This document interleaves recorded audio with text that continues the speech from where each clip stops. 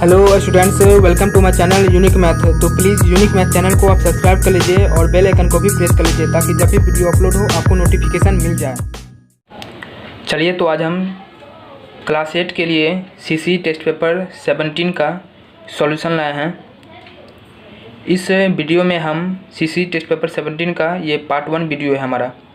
तो इस वीडियो में पार्ट 1 वीडियो में हम ए का जो भी हमारा क्वेश्चन है ए में वो सिर्फ डिस्कस करेंगे, और नेक्स्ट वीडियो में पार्ट 2 वीडियो में हम आई का जो क्वेश्चन है वो डिस्कस करेंगे।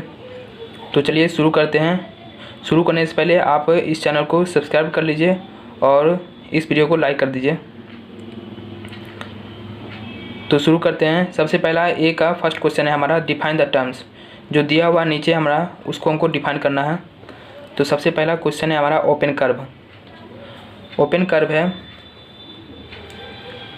ओपन कर्व एक curve that does not end at the starting point is called open curve. तो ओपन कर्व, सबसे पहले कर्व किसको कहते हैं? कर्व हमारा एक कोई भी single sheet of paper, plain sheet of paper में हम जब भी शार्प पेंसिल से हम कुछ भी बनाते हैं बिना पेंसिल को उठाए, मतलब हम कुछ भी ऐसे बना रहे हैं, ऐसे कुछ भी बना रहे हैं सिंगल शीट ऑफ पेपर में, मतलब प्लेन हमारा पेपर का शीट है उस पर बिना पेंसिल को उठाए बना रहे हैं, और जैसे ही हम पेंसिल उठा देते हैं तो जो हमारा फिगर बनता है उस फिगर को हम क्या कहते हैं? कर्व कहते हैं। तो कर्व हम उसको कहते हैं। तो सबसे पहले हमारा है हमारा ओपन कर्व। तो ओपन कर्व है, कर्व हम कहेंगे a curve that does not end at the starting point is called an open curve.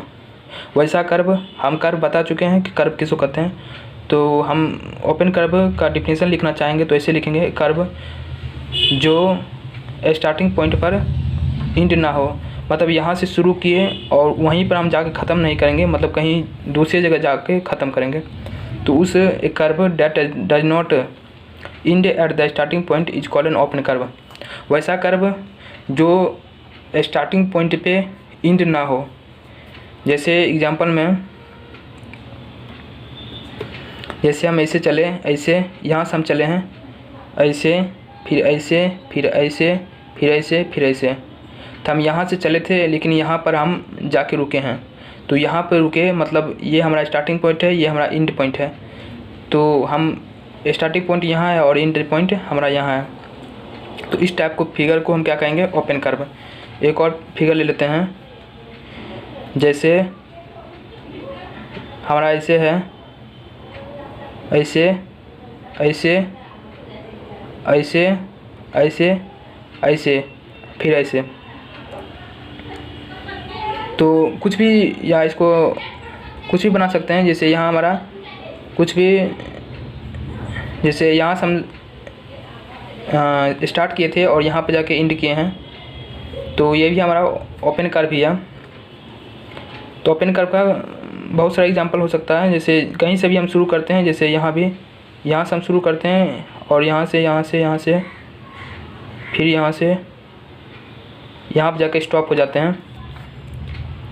तो स्टार्टिंग पॉइंट ये है हमारा और एंड पॉइंट हमारा ये है। तो कहीं भी जाके हमारा एंड पॉइंट और स्टार्टिंग पॉइंट नहीं मिलेगा।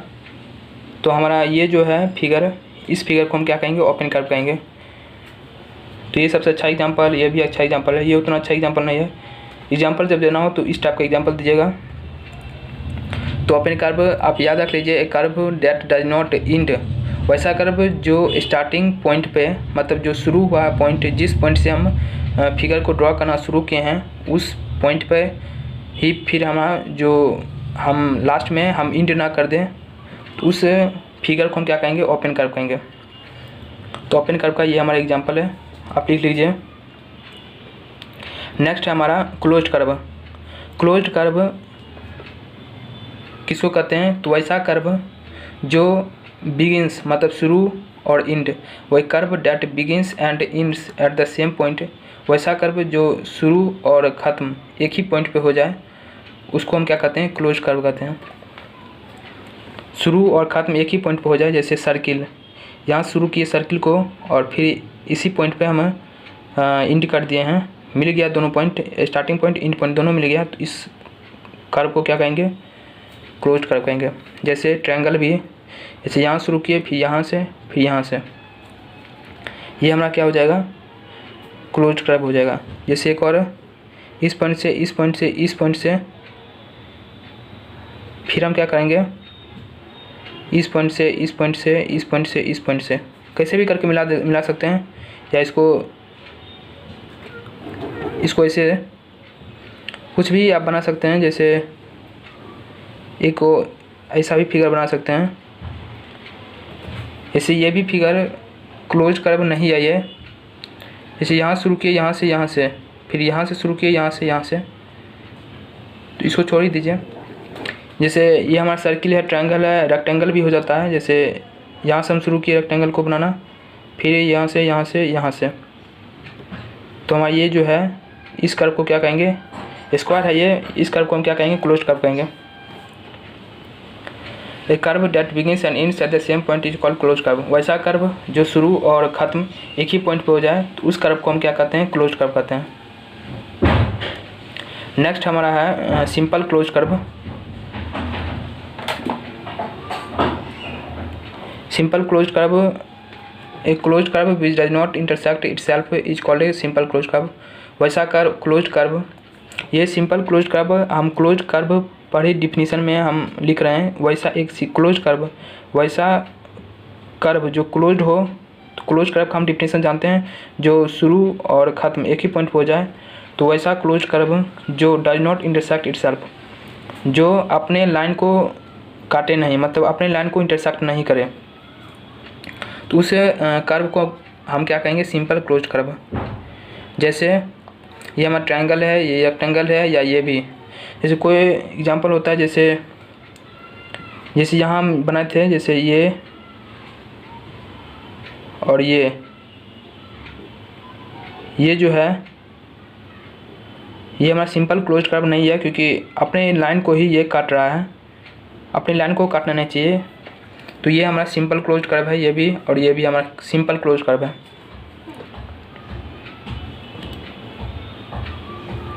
नेक्स्ट है हमारा क्वेश्चन नंबर 2। क्वेश्चन नंबर 2 है the angles of a quadrilateral are in the ratio 1:2:3:4, find the measure of each angle. कह रहा है क्वाड्रिलेटरल का एंगल का रेशियो दिया हुआ है। तो मान सबसे पहले हम क्वाड्रिलेटरल का कोई रफ फिगर बना लेते हैं। जैसे ये हमारा एक क्वाड्रिलेटरल है, ABCD, तो 1 2 3 4 ये हमारा रेशियो में दिया हुआ है। तो ए को मान लेते हैं, हम लेट कर लेंगे, लिख नहीं हम रहे हैं, जो आप लेट कर लीजिएगा। Let angle ABCD of a quadrilateral B, angle A को हम x मान लेते हैं, तो B हमारा ये, इससे हमारा 2x हो जाएगा। उसी तरह C हमारा 3x और D जो है वो 4x, क्योंकि रेशियो में दिया हुआ है तो इसलिए हम ऐसे मान सकते हैं x 2x 3x 4x।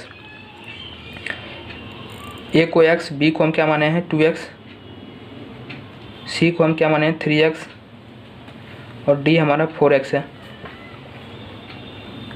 और find the measure of each angle, तो हर एक एंगल का मेजर क्या होगा। तो हम जानते हैं क्वाड्रिलेटरल में चारों एंगल का जो सम होता है, the sum of all 4 angles of a quadrilateral is 360 degree. तो इसको इस सब को ऐड कर लेंगे और 360 के बराबर कर लेंगे।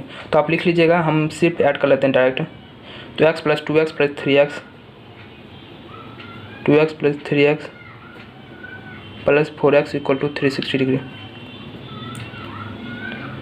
3 3 6 6 4 10x बराबर 360 डिग्री, तो x = 36 डिग्री।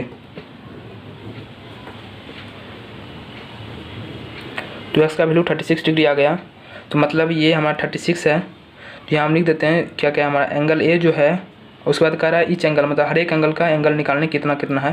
तो एंगल ए हमारा 36 डिग्री जो कि x ही है। तो एंगल बी हमारा 36 को 2x है, तो 36 को 2 से मल्टीप्लाई करेंगे तो 72 डिग्री। फिर एंगल सी 36 को 3 से तो 180 डिग्री। और एंगल डी मतलब 36 को 4 से, तो 36 को 6 × 24 144 डिग्री, 144 डिग्री, ये हमारा आंसर है। तो क्या हमारा आंसर है 36 डिग्री, 72 डिग्री, 180 डिग्री और 144 डिग्री। तो इसको आप वीडियो को पॉज कर लीजिए सबसे पहले और इसको लिख लीजिए अच्छे से। नेक्स्ट क्वेश्चन हमारा क्वेश्चन नंबर 3। क्वेश्चन नंबर 3 है 2 adjacent angles of a parallelogram are in the ratio 2:3. Find the measure of each of its angle. तो 2 एडिसेंट एंगल मतलब सटा हुआ एंगल होना चाहिए। तो पहले सबसे पहले पैरेललोग्राम का फिगर बनाते हैं। ये हमारा पैरेललोग्राम है ABCD, 2 एडिसेंट साइड एंगल्स। तो ये मान लेते हैं ये एंगल और ये एंगल रेशियो में 2 और 3 दिया हुआ है। तो सबसे पहले लेट करेंगे, लेट 2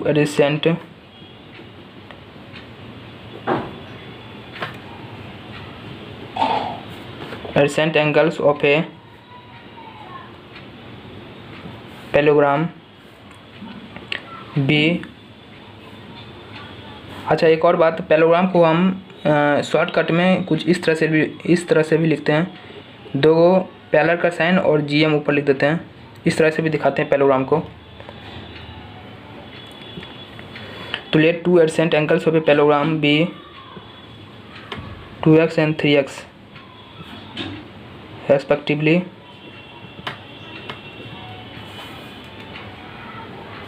तो A हमारा 2x हो जाएगा और B हमारा 3x हो जाएगा, मान लेते हैं। तो फाइंड द क्वेश्चन है हमारा उसके बाद find the measure of each of its angle. तो हर एक एंगल का मेजर निकालने के लिए ये 2x है तो ये भी हमारा 2x हो जाएगा, क्योंकि पैरेललोग्राम का प्रॉपर्टी होता है अपोजिट एंगल्स आर इक्वल। तो ये 3x है तो ये भी हमारा 3x हो जाएगा। तो अब हम क्या कर सकते हैं, ये पैरेललोग्राम एक क्वाड्रिलेटरल ही होता है, तो इस पर हम सम प्रॉपर्टी यूज कर लेंगे, एंगल सम प्रॉपर्टी। तो यहाँ लिख सकते हैं कि also we know that sum of all angles of a parallelogram is 360 degree. So के बाद हम लिख रहे हैं x plus 2x plus 3x plus 2x plus 3x equal to 360 degree. तो 5 5 10 10x इक्वल टू 360 डिग्री। तो x इक्वल टू 36 डिग्री।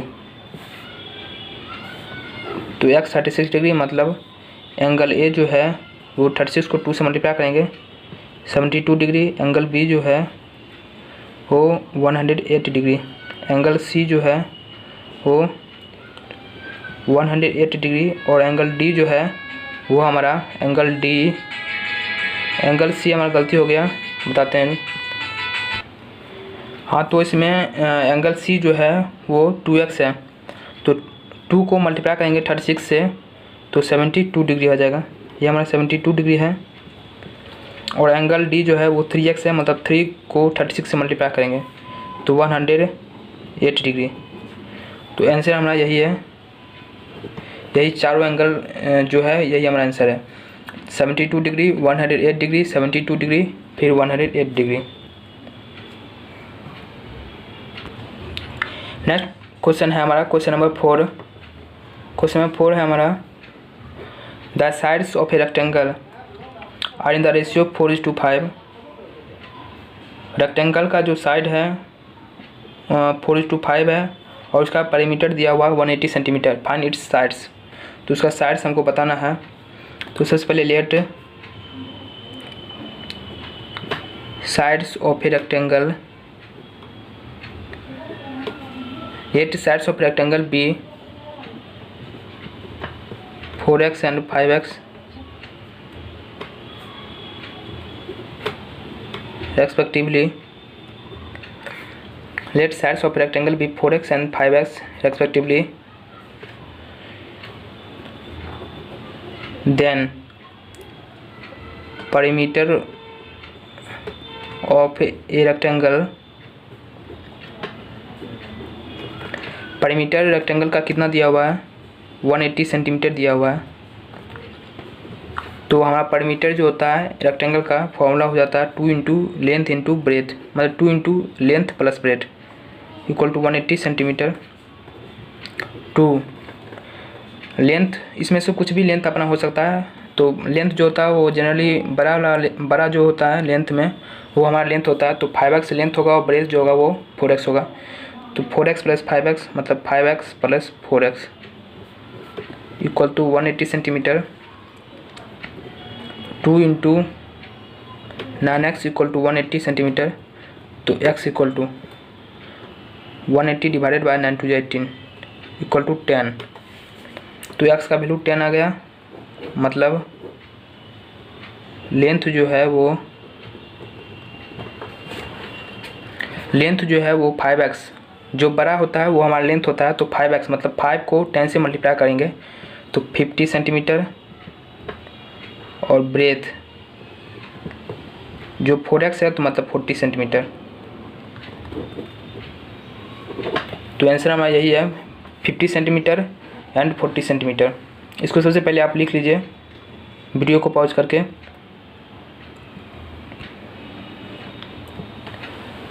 तो इसमें कुछ क्वेश्चन में यही था कि साइड्स हमारा दिया हुआ था रेशियो में, तो 4x और 5x हम मान लेते हैं जब भी रेशियो में दिया हुआ रहता है, और परिमीटर का फॉर्मूला लगा देंगे। परिमीटर रेक्टेंगल का होता है 2 × L + B, और इसको हम क्या कर दिए 2 × L + B equal to 180 centimetre.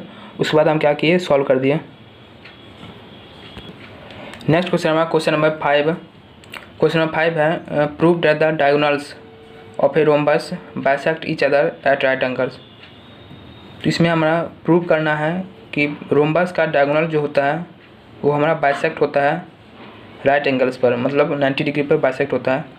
तो इसको आप मतलब RSY बुक में प्रूफ दिया हुआ है एग्जाम्पल में, तो आप देख लीजिएगा, लेकिन हम तब भी प्रूफ बता देते हैं कॉपी में। ऐसे मान लेते हैं ये हमारा रोम्बस है, ये हम मान लेते हैं यहाँ रोम्बस है।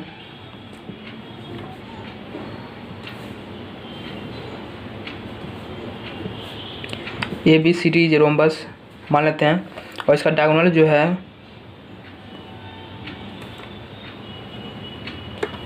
वो ABCD O पर इंटरसेक्ट कर रहा है। तो हम जल्दी जल्दी प्रूव कर देते हैं। पहला है हमारा diagonals of rhombus bisect each other at right angles. Prove the diagonals of rhombus bisect each other. Prove करना है रोम्बस का डायगोनल जो है वो बाइसेक्ट करता है राइट एंगल पर, मतलब ये 90 डिग्री और ये। तो गिवन सबसे पहले लिख लेते हैं। गिवन है हमारा ABCD is a rhombus, ABCD is a rhombus, diagonals of rhombus, यहाँ ये भी लिख लेते हैं डायगोनल्स ऑफ रोम्बस, और diagonals of rhombus bisect each intersect at O। Diagonals of rhombus AC and BD, AC and BD intersect at O, intersect at point O। और कुछ given नहीं दिया हुआ है। उसके बाद टू प्रूफ हमारा जो है प्रूव क्या करना है, टू प्रूव है हमारा प्रूव क्या करना है हमारे को bisect each other right angle पर बाइसेक्ट कर रहा है। तो एंगल AOB जो है एंगल BOC बराबर एंगल COD बराबर एंगल AOD, ये सभी एंगल का जो है वो 90 डिग्री है।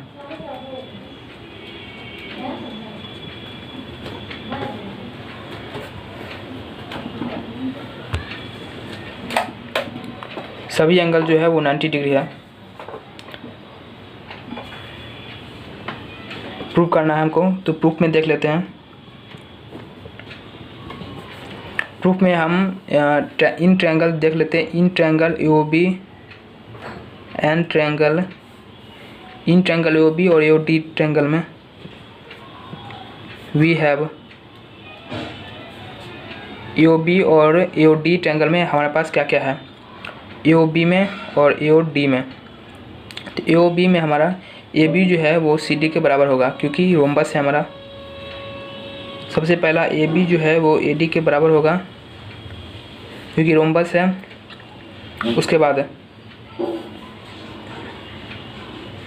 ओ ए कॉमन हो जाएगा, O A equal to O A, O A equal to A O, तो कॉमन हो जाएगा ये हमारा।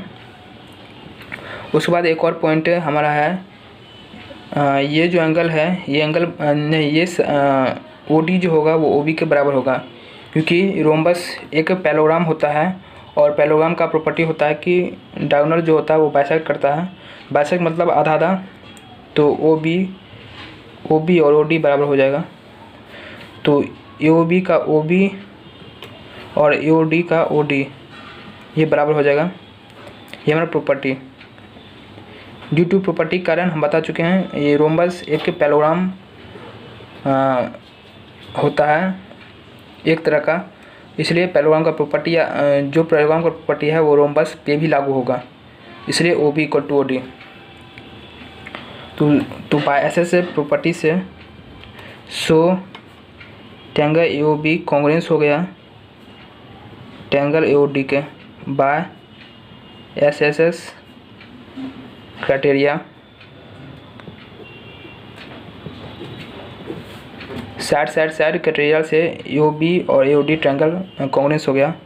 तो बाय सीपीसीटी मतलब congruence part of congruent triangle, ये हमारा सीपीसीटी क्या होता है, congruence part of congruent triangle से हमारा क्या हो जाएगा, एंगल ए ओ बी जो होगा, एंगल ए ओ बी और एंगल ए ओ डी बराबर हो जाएगा।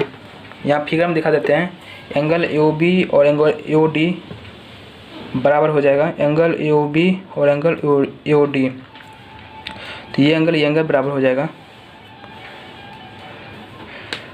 तो एंगल ए ओ बी और एंगल ए ओ डी, और हमारा बी डी जो है वो डायगोनल है, तो इसलिए बी डी डायगोनल है तो बी डी हमारा स्ट्रेट लाइन ही होगा। तो इस पर ये और ये एंगल को ऐड करेंगे तो क्या हो जाएगा, हमारा 180 डिग्री हो जाएगा। Also B O D is straight line, so angle A O B plus angle A O D equal to 180 degree. तो ए ओ डी की जगह ए ओ बी लिख सकते हैं, A O B plus angle A O D की जगह A O B लिख सकते हैं इक्वल टू 180 डिग्री। तो angle A O B, two angle A O B equal to 180 degree, तो angle A O B equal to 90 degree. तो angle A O B 90 degree है, मतलब एंगल ए ओ डी भी 90 degree है। तो हम यहाँ प्रूव कर चुके हैं एंगल ए ओ बी जो है वो 90 डिग्री है। तो मतलब एंगल ए ओ बी अगर 90 डिग्री है ये एंगल, तो ये एंगल ये भी 90 डिग्री है। और जिस तरह से हम इस दोनों ट्रायंगल को कॉन्ग्रुएंस किए हैं, उसी तरह से सिमिलरली करके हम लिख सकते हैं कि बी ओ सी और सी ओ डी भी कॉन्ग्रुएंस होगा ट्रायंगल। उसी तरह से ये एंगल बराबर हो जाएगा, उस तरह से भी ये भी 90 डिग्री और ये भी 90 डिग्री आ जाएगा। तो चारों एंगल 90 डिग्री तो हमारा प्रूव हो चुका है। उसी तरह से आप प्रूव कर लीजिएगा, हम बता दिए किस तरह से हम स्टेप करेंगे। अगला स्टेप हो जाएगा हमारा इस ट्रायंगल कॉन्ग्रुएंस करेंगे, तो इस ट्रायंगल ये दोनों ट्रायंगल भी कॉन्ग्रुएंस हो जाएगा। तो आप लिख लीजिएगा कि बाय सिमिलरली बी ओ सी कॉन्ग्रुएंस सी ओ डी, और उसके बाद उसमें भी कॉन्ग्रुएंस हो जाएगा ट्रायंगल। तो उसमें सीपीसीटी से congruence part of congruent triangle से हमारा ये दोनों 90 डिग्री हो जाएगा। तो चारों एंगल हमारा क्या हो जाएगा, इक्वल हो जाएगा। और कितना इक्वल होगा, 90 डिग्री के बराबर होगा। तो ये हमारा प्रूफ हो चुका कि कोई भी रोम्बस में अगर डायगोनल बाइसेक्ट हो रहा है तो हमारा 90 डिग्री एंगल पर ही बाइसेक्ट होगा, 90 डिग्री एंगल पर ही बाइसेक्ट होगा। यही हमारा आंसर है। प्रूफ डाटा यही हमारा क्वेश्चन था कि रोम्बस का डायगोनल जो है bisect each other at right angle पर बाइसेक्ट करता है, ऐसा क्यों, तो हम प्रूव कर दिए हैं। तो आप इसको लिख लीजिए। सबसे पहले हम यहाँ से दिखा देते हैं इसको। पहले सबसे पहले लिख लीजिए वीडियो को पॉज करके, उसके बाद इसको भी लिख लीजिएगा।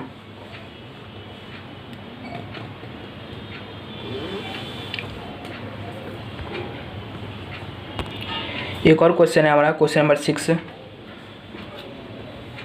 क्वेश्चन नंबर 6 है हमारा, the diagonals of a rhombus. सबसे पहले हम रोम्बस एक फिगर बना लेते हैं।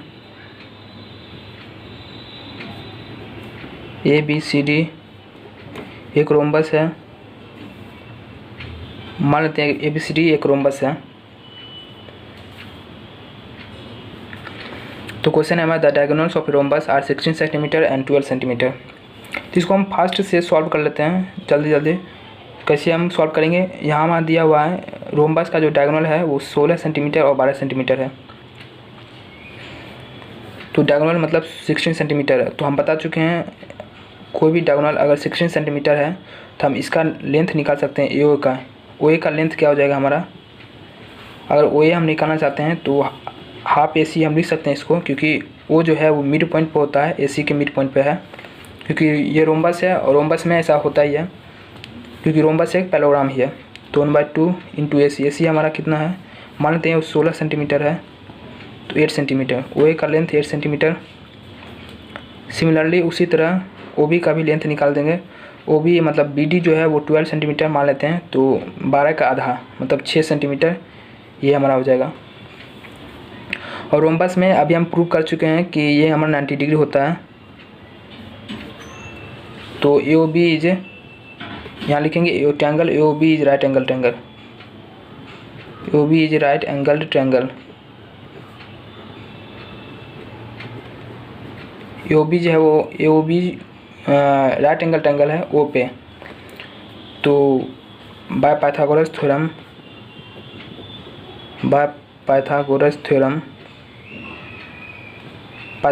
के अनुसार हमारा क्या होगा, AB का स्क्वायर जो होगा वो OA का स्क्वायर प्लस OB का स्क्वायर के बराबर होगा, क्योंकि ये हमारा पाइथागोरस थ्योरम आप पढ़े हुए ही होंगे। तो AB का स्क्वायर बराबर OA का स्क्वायर 64 प्लस OB का स्क्वायर 36, तो 100। तो AB इक्वल टू √100 मतलब 10 सेंटीमीटर। लेकिन क्वेश्चन हमारा क्या कर रहा है, find the length of each side of the rhombus. हर एक साइड रोम्बस का हर एक साइड, तो हर एक साइड सिंपल है, सभी साइड बराबर होता है। तो AB equal to BC equal to CD equal to DA, ये सभी साइड जो होगा वो 10 सेंटीमीटर ही होगा। तो आंसर हमारा यही है 10 सेंटीमीटर, क्योंकि रोम्बस का प्रॉपर्टी है कि चारों साइड बराबर होता है, ऑल साइड्स आर इक्वल, इसलिए हम चारों साइड 10 सेंटीमीटर के बराबर हो जाएगा। इस क्वेश्चन में हम उतना लिखे नहीं हैं, इसलिए हम सॉरी कर रहे हैं, क्योंकि टाइम अभी कम है मेरे पास। तो यहाँ क्वेश्चन है हमारा डायगोनल, रोम्बस का डायगोनल जो है वो 16 सेंटीमीटर 12 सेंटीमीटर है। तो मान लेते हैं AC का जो लेंथ है वो 16 सेंटीमीटर, तो OA का अगर निकालना चाहते हैं तो आधा हो जाएगा 8 सेंटीमीटर। उसी तरह BD का 12 सेंटीमीटर मान लेते हैं, तो OB का निकालना चाहते हैं तो 6 सेंटीमीटर। उसके बाद AOB राइट एंगल ट्रायंगल है, तो पाइथागोरस थ्योरम लगा दिए, उससे हमको AB निकल गया 10 सेंटीमीटर और सिंपल है। उसके बाद चारों साइड जो है वो 10 सेंटीमीटर ही होगा। तो आंसर हमारा 10 सेंटीमीटर, चारों साइड का जो लेंथ है वो 10 सेंटीमीटर है। तो इसको सबसे पहले वीडियो को पॉज करके अच्छे से लिख लीजिए, मतलब कॉन्सेप्ट समझ लीजिए कि किस तरह से सॉल्व करते हैं हम क्वेश्चन को, इस तरह क्वेश्चन को। और अगर आप अच्छे से लिखना चाहते हैं तो अच्छे से लिख सकते हैं। हम बता दिए हैं जो कोर कॉन्सेप्ट है वो हम बता चुके हैं किस तरह से आंसर लाया जाता है। और आप अगर अच्छा से लिखना चाहते हैं तो आप लिख सकते हैं जिस तरह से हम अभी बताए हुए हैं। तो ठीक है, इस वीडियो में हम यहीं तक रखते हैं। नेक्स्ट वीडियो में हम आय का जो क्वेश्चन है वो डिस्कस करेंगे पार्ट 2 वीडियो में। तो अगर आपको ये वीडियो अच्छा लग रहा हो तो इस वीडियो को लाइक कीजिएगा, कमेंट कीजिएगा और इस चैनल को सब्सक्राइब कर लीजिएगा, ताकि जब भी वीडियो अपलोड हो आपको नोटिफिकेशन मिल जाए। और इस चैनल को शेयर भी कीजिएगा अपने दोस्तों को। Thanks for watching.